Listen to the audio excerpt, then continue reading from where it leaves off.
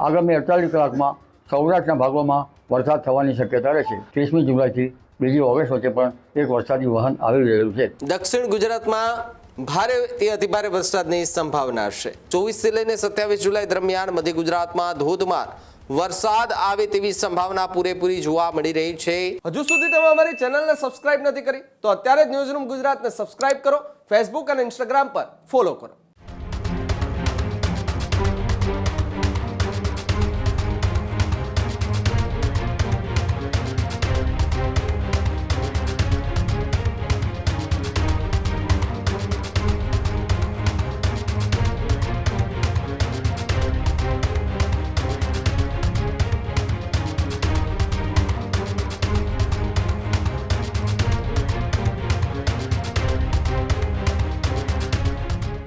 તો તરફ રાજ્યમાં વરસાદને લઈને ફરી એકવાર હવામાન નિષ્ણાંત અંબાલાલ પટેલની આગાહી જોવા મળી રહી છે। જે અંબાલાલ પટેલે ફરી એકવાર આગાહી કરતા કહ્યું છે કે આગામી 48 કલાક વિવિધ ભાગોમાં વરસાદ પડશે।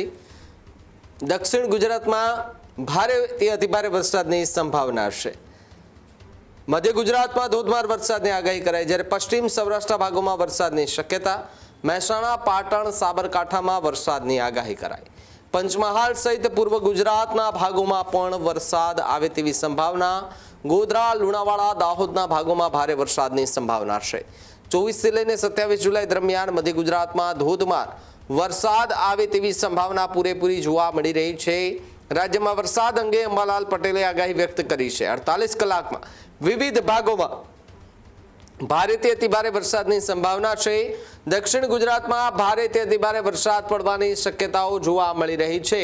ત્યારે મહેસાણા, પાટણ, સાબરકાંઠામાં વરસાદની આગાહી, જ્યારે પંચમહાલ સહિત પૂર્વ ગુજરાતના ભાગોમાં પણ વરસાદ આવે તેવી પૂરેપૂરી સંભાવના વ્યક્ત કરતા હવામાન નિષ્ણાંત અંબાલાલ પટેલ જોવા મળ્યા છે। હમણાં ખેડૂતો વરસાદની રાહમાં છે, વરસાદ થવામાં નથી અને લગભગ ગુજરાતના ઘણા ભાગોમાં અછતના ડાખણા વાગી રહ્યા હોય તેવું જણાય છે। હજુ વરસાદ આવે તો પાક સુધરી શકે, એટલે જોવા જઈએ તો હવે વરસાદ જે છે એ ઇન્દ્રદેવ ઐરાવત ઉપર બેસીને વરસાદી વહન લાવશે। જ્યાં સુધી વીજળીના કડાકા ભડાકા ન થાય, વીજળી ન થાય ત્યાં સુધી વરસાદનો માર્ગ ખબર પડે નહીં। વીજળી વરસાદનો માર્ગ બતાવે છે, એટલે હવે વીજળી થશે। જનધનને વીજળી પ્રપાતથી પણ કાળજી રાખવી ઈચ્છ રહે। અષાઢ સુદ નોમની વીજળી થાય તો સારું। હમણાં અષાઢ સુદ બીજ અને પાંચમને વીજળીના વાવડ બહુ મળ્યા નથી। હવે આગામી 48 કલાકમાં સૌરાષ્ટ્રના ભાગોમાં વરસાદ થવાની શક્યતા રહેશે અને હાલમાં જોવા જઈએ તો એક વરસાદી વહન આવી રહ્યું છે।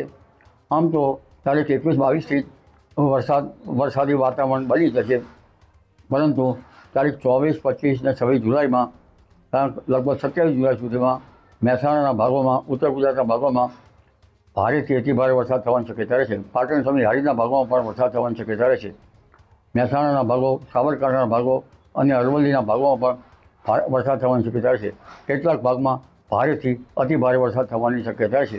ખેડૂત ભાઈઓએ ખેતરમાં જળ ભરાવ થાય તો પાણીની નિકાલ વ્યવસ્થા કરવી ઈચ્છ રહે। આ ઉપરાંત મધ્ય ગુજરાતના ભાગોમાં પણ, વડોદરા, આણંદના ભાગોમાં પણ ભારે વરસાદ થવાની શક્યતા રહેશે। ભરૂચના ભાગોમાં પણ ભારે વરસાદ થવાની શક્યતા રહેશે। કચ્છના કેટલાક ભાગોમાં પણ ભારે વરસાદ થવાની શક્યતા રહેશે અને દક્ષિણ ગુજરાતના ભાગોમાં ભારેથી અતિભારે વરસાદ થવાની શક્યતા રહેશે। લગભગ પશ્ચિમ સૌરાષ્ટ્રના ભાગોમાં, દ્વારકાના ભાગોમાં, પોરબંદરના ભાગોમાં અને જામનગરના ભાગોમાં પણ હળવા કંઈ મધ્યમ કક્ષાના અને ક્યાંક ભારે વરસાદી ઝાપટા પડી શકે। તદ ભાગોમાં લગભગ વરસાદની તાતી જરૂર છે। સૌરાષ્ટ્રના અન્ય ભાગોમાં તો આગામી 48 કલાકમાં વરસાદી ઝાપટા પડવાની શક્યતા રહેશે। દક્ષિણ ગુજરાતના ભાગોમાં ભારેથી અતિભારે વરસાદ થવાની શક્યતા રહે, એટલે ઉત્તર ગુજરાતના ભાગો જળમગ્ન બને, નાની નદીઓમાં પૂર આવવાની શક્યતા રહે અને દક્ષિણ ગુજરાતના ભાગોમાં પણ ભારેથી અતિભારે વરસાદ થવાની શક્યતા રહે। ત્યારબાદ 30મી જુલાઈથી 2 ઓગસ્ટ વચ્ચે પણ એક વરસાદી વહન આવી રહ્યું છે। આ વરસાદી વહનનો માર્ગ લગભગ દક્ષિણ આવર્તી રહેવાની શક્યતા રહેશે, એટલે તદ ભાગોના કારણે પણ ગુજરાતના ભાગોમાં વરસાદ થવાની શક્યતા રહેશે। હમણાં જોવા જઈએ તો ગુજરાતી જીવાદોરી સમાન નર્મદા બંધમાં પાણીની આવક આવવાની શક્યતા રહે છે. અને હાલમાં લગભગ અમારા જાણવા મુજબ 68% બંધ ભરાયો છે. તો આવો નવો વરસાદ રહે તો 80% જેવો વરસાદ લગભગ પ્રથમ જે